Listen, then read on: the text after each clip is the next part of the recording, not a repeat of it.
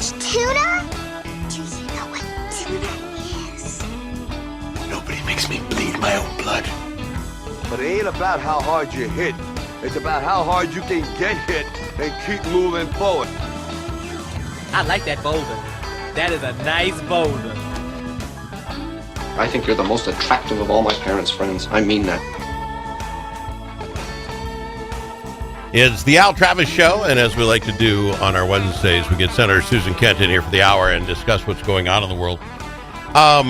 Maybe a guy just doesn't know what he doesn't know. Maybe I'm just callous as all heck. There's a lot of things it could be here, but I've been saying if this happened in Phoenix, Arizona, right? Happened on the, I'd be like, well, what the heck? These people are nuts, and you would. Well, and again, I would do this. What are the motives? You'd go all this stuff. And then we'd be worried about what happened here with the parade and whether Mitchell's trial was going. This happens all over the place. It happened in our backyard. It happened to friends of yours and mine. Are Russ and Minnesotans going to put this past them like I would have done if it was Phoenix? Will they hold on for a little while? Well, that's the how question, insensitive right? is that is the question. Thank you. That's what I asked you. Good job, Al. I know it's funny about that. She's been doing the show for years. Well, finally, he hit a good question. Good for him. Okay. But how long is this something, and shouldn't it change our lives? So, I honestly, I hope so. And let's explore this a little, shall we? That's what yes, please. I hope that.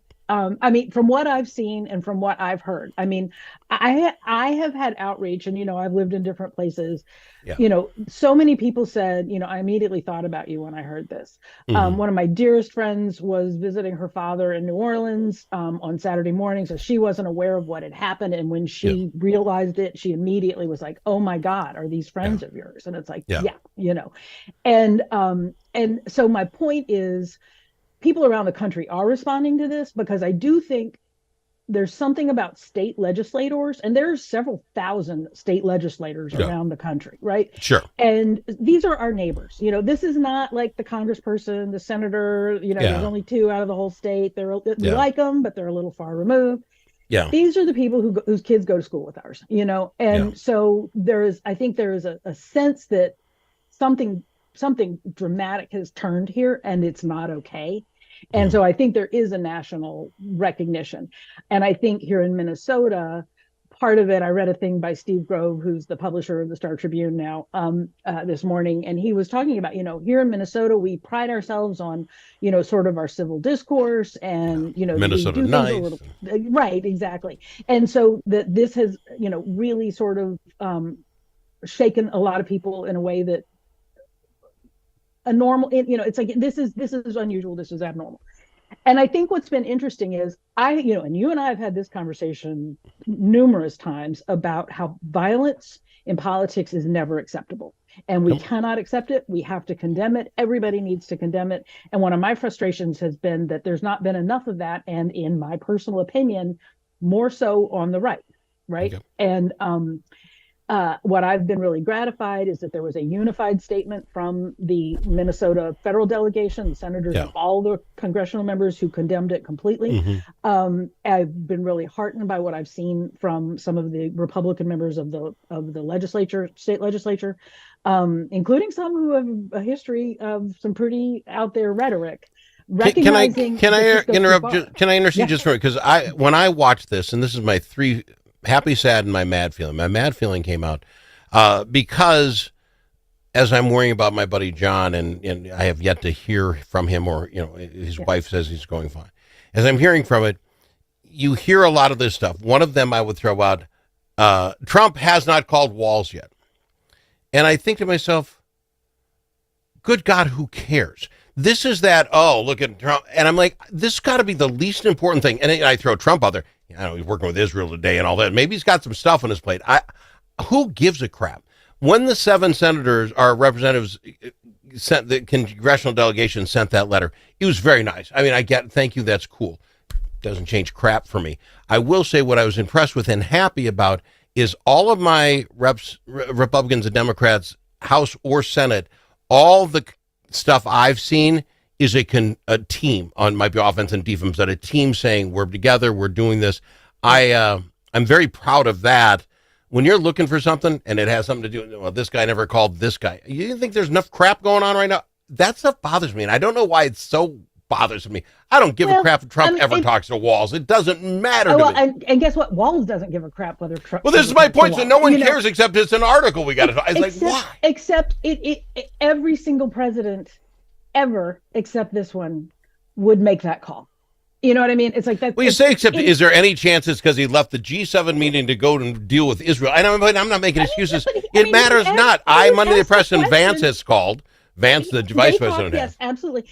But I mean, Trump was asked the question, and Trump was like, "I don't need to call him. He's like whatever. I don't remember exactly what denigrating thing he doesn't. Yeah, he doesn't like it. This is not what a leader does. Is the point, right? I mean, it is just like I said. I don't care. I don't care. Well, let's go down this leader thing, because this is where I think we go wrong. Because if you talk about the rhetoric, right? They're Nazis. They don't care about life. And that starts at the very, very top. I'm talking Trump. Trump here. Yeah. It starts at the very top. But it wouldn't be effective if we didn't let it be effective. When something happens and Trump sends a thing and all of a sudden he gets extra people sending money to his reelection, that's on us. You sent me an email about 2 influencers who made their money this way. If we never shared a tweet from those people, X, whatever. But they do. They would make no money. Point. That's the point. And that's on us. It's also on the leaders, and we can't let them off the hook for it. Right? Fair because enough. leaders have a platform, they have influence, they know they have influence, and they have an obligation to use that influence responsibly. Can I ask you? I'm not talking about Trump here necessarily. I get what you're saying. Universally. I asked Raymer this. Max was on earlier today because he said, rhetoric in politics is always going to be there. That you do this to make your point, and it's always going to be the doing on the floor. I asked him outright, "Can you go too far?" And he goes, well, technically, I think you are correct. Now, he used the Walz saying we got to be meaner. Well, I think you can use the word meaner, and that doesn't necessarily set the word. Last week, he said the Democrats got to be meaner. Okay, I don't think that's it. I think when you say Nazis and stuff like that, I would say when the other side says, if you get rid of this bill, 20,000 illegal, there's got to be a point where at the top, Trump included all the way down, we now say we understand words have meanings, not to regular folks. I can't care. But the nut jobs, it puts them over the top. So is there a limit that you think even a politician can go? Yes, I think there are limits. And I think there's, first of all, I think every time a person, particularly, in a position of leadership who has access to a microphone, metaphorically or otherwise, steps up to it, they have a choice. They can seek to create and further define these opposing teams, these warring factions. Wow. Or they can remind us we're all Minnesotans. We all want our state to succeed. We all want our kids to have a bright future, right? I mean, it's like this is the fundamental choice. You can either seek to divide or seek to bring together. And I feel like too many leaders, because our entire system has incentivized clicks and tweets and retweets and fundraising and selling books and listeners to podcasts and all that other sort of stuff. It has completely incentivized outrageous and sometimes incentivizing bad stuff, speech and messaging. And I will say, in the spirit of my good friend who I adored and witnessed, I mean, I became leader on February 1st, 2020. Session started February 11th, and all hell went loose with COVID in March, right? And then we had all the special sessions, and then we had George Floyd, and this was the era for 2 years in which I served closely with her and with Paul Gazelka and Kurt Dowd, right? The 4 of us. It was a divided legislature, Republican majority in the Senate, DFL in the House, and I watched Melissa Hortman never get tired of the work of pulling people together to try to figure it out. And in that moment, there was too much on the line and too much at stake. And she did it over and over and over again. And, yesterday I retweeted Paul Gazelka because God love him. He was trying to stop some of the bad rumors, and he gets real credit for doing that. And we're all the 4 of us were really close. And I remember a time in that era when there were protests and it happened. This was during COVID, and it was probably around like masks or vaccines or something. Mm-hmm. But protests of people were going to DFL legislators, House members' houses. I remember. Yep. And it was not okay. And I remember a Zoom call with Walz and Hortman talking about security and vulnerability of state legislators. And I tell you, God is my witness right now, that call chills me to the bone. And it should, the reminder of it, and we have to have that phone call again, is got to do the same. I've got to go to the break. What I'd like to say is I think media, the rest of us, and I will blame all my state legislators on this, something that I've found out in the last couple of days because of having all these folks on, that I think if we can put a spotlight on it, we might fix things in a little bit. I'll talk about that with Senator Susan Kent right after this, and she's going to say, that might be the smartest thing Al's ever said. Coming up next. Achieving your financial goals requires individual planning and a comprehensive approach. At Midwest Money Management, our mission is to provide you with the knowledge, tools, and confidence to feel comfortable financially today and secure about tomorrow. Learn more at MidwestMoneyManagement.com. That's MidwestMoneyManagement.com. Securities offered through JW Cole Financial Inc., member FINRA and SIPC. Advisory services offered through JW Cole Advisors Inc., Midwest Money Management, and JW Cole Financial Inc. and JW Cole Advisors Inc. are unaffiliated entities. You know that car sound that sounds like a cricket playing a banjo? Jay's can fix that. You know when you step on the brakes and your car sounds like a pair of tennis shoes in the dryer? Paul is the guy who specializes in that. And you know that sound that never happens when the mechanic's around? Paul took a whole course on that. If you own a car, you need to know Paul. Paul owns Jay's Auto Shop, 202 North Main Street, Blue Earth, 525-1052, 525-1052.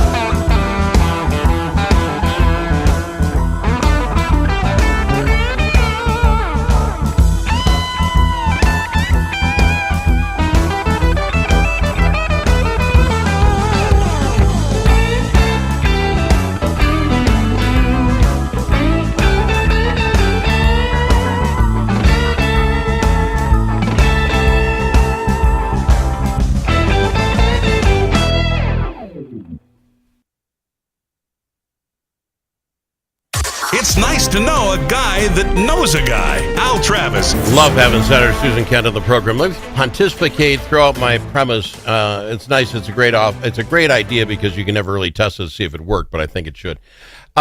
Since having folks on, and I know most of you, and when you come on the show on a regular, we talk other stuff. I mean, so you get to know you as a human, and I like you more as a human than a politician, okay? Let's throw that out there. Not a shock. Well, no, it happens the same way, right? Got it. but I have the luxury of knowing you in both ways. Since having folks come on in the last 3 days, I want to say it was Mark Horan was telling us story about Hoffman and Abler and how they got in some hijinks and then Max Raymer was on today and he mentioned that just last week he was doing some karaoke with the Democrats and it hits me. Why don't I know that? Right. Reagan and Tip O'Neill, complete polar opposite. After they got done working, they had cigars and beverages. We knew that about them. The difference today is all I hear is Hortman made that vote that, the thing, and I'm not saying this is why it would happen, but you hear because it was a party line vote. And we get the idea that it's two sides of room and they should not touch. Right. I think if we heard the human stories, I would imagine you have a ton about Hortman, and if we heard those stories about all of them, maybe it's harder to pull the trigger on somebody. I don't know. She had a dog she raised because she raises dogs for special needs people. And she had this one because that dog was just too damn friendly to get along. I mean, why would I hear about that now? Stop it. So would that help this situation to take? Well, you raise a really great point, right? And this is true, I think, of politicians, but it's true of all of us. When you look at the things that people say about people on social media and elsewhere, we've quit seeing each other as God's children, right? Yeah. We are all special in God's eyes, right? Isn't that the premise of all of this? Yeah. And the nature of this rhetoric, and I agree with you, the incentives for even the mainstream media to amplify the contentious stuff, whatever it is, that just overshadows everything. And, I had the privilege because Melissa adopted Gilbert during COVID, and you knew the dog's name? Is that Gilbert? Oh God, yes. Okay. See if the rest of us don't. I'm sorry, maybe it's in the paper today. But okay. Oh yeah, Gilbert has been all over social media because he was because of his death, and they had to put him down. But I didn't know the story about him being too freaky to be good at his job, so she adopted him. I didn't know idea. Well, yeah, and Melissa, she posted about him regularly, on social media and all that, but that's not the stuff that people pay attention to. Yeah. And and it's funny because some of it's just human nature. You have these work relationships, and you talk about work with other work people, and other stuff comes up. But when I was trading stories with friends the other night, I was talking about again, my working relationship when I was a minority leader, so much of it was from this dining room table because we were all in lockdown. Well, that's true. And it was all Zoom, right? And I remember, we would chat before meetings start. And and this is Tim Walz and me and Melissa and Paul and Kurt, right? And we're talking about Kurt wrapping Christmas gifts for his nephew. And we're talking about Paul's wife and her art. And we're talking about Melissa and she would talk about her daughter coming home for, a break or whatever. And she would say, and Sophie Hortman's coming home this weekend. And the delight and the brightness in her voice, the way she talked about Sophie Hortman, and now, and these are human beings. And what we need to do and take from this moment is that we are all human beings. But that'll go away. This is my point. Here's what that's what I'm saying. This show's making a choice right now. We're going to have you people on, and we can talk all the politics we want, and I'm going to have one good question that's personal to everybody every time they're on. So if you don't want to come on and get personal, then don't. But because I think I got a feeling there's a thing to this that, I'm not saying this nuthead wouldn't do what he did, but it'd be a whole lot harder if you knew the dog that he shot was this thing and you knew that she had. I think that would help. The fact that maybe he should know that this terrible John Hoffman is a friend of Al's and they smoke cigars together. And guess what? Al's a right-wing knucklehead. I think there's got to be that. And John is a fabulous drummer. Well, John's not a problem talking personal. If I ask John, I just told this to somebody, not to talk ill of John. If I ask John a question that I think, here we go, we're going to have an issue, and he doesn't want it, we'll instantly be talking about Prince and some drum concert thing he was at. The guy was superb at telling a great story to get you off your story. And I told him the other day, I said, we're doing this one, John. This is the one. Don't go talking about Prince. Don't be doing the thing. And he just kind of laughs. John is a unique individual. God love him. But I think that's going to be this new show pledge. I'm going to get my list of questions and just something that, because Am I nuts, Susan? I think I might be nuts, but I like I it. remember the first time you ever interviewed me, and I was told in advance there was a list of 10 questions, including The 11 rapid movie. fires. That's what I'll bring back. That is it. The 11 rapid fires. How to just get to know people better. Okay. Senator Kent, I think we just came up with something good. I appreciate you. I'm out of time. We're all humans, and we all need to love and value each other because that's what we were taught to do. And if you knew Susan Kent, you'd love her more as a person than as a politician. I'm just kidding, but I love you. Thank you. This is a hard hour for me, and you picked up the ball. Thank you. Thank you very much. With you and your family. God bless. We'll talk. Hassan Dinner Theaters brings you its most popular show of all time.